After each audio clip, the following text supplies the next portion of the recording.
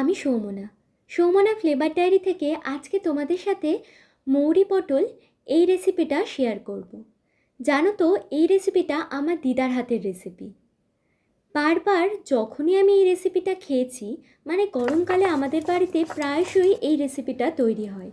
আর আমার এটা খুব পছন্দের একটা রেসিপি। মায়ের কাছে শুনেছি দিদা এটা খুব ভালো বানাতো। হয়তো দিদার কাছেও খেয়েছি, কিন্তু অনেক ছোটোবেলায়। সেই কথা আর কি আমার আর মনে নেই।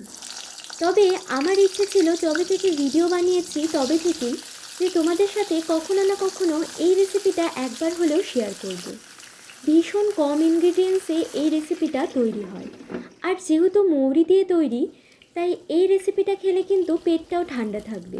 কারণ আমরা জানি যে মৌরি খেলে পেটটা ঠান্ডা থাকে।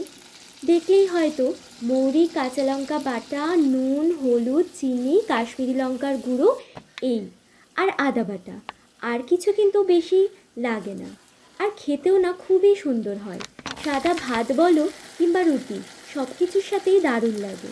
তবে একটা জিনিস খেয়াল রেখো, নুন আর চিনির তাকটা একদম সম পরিমাণে দিও।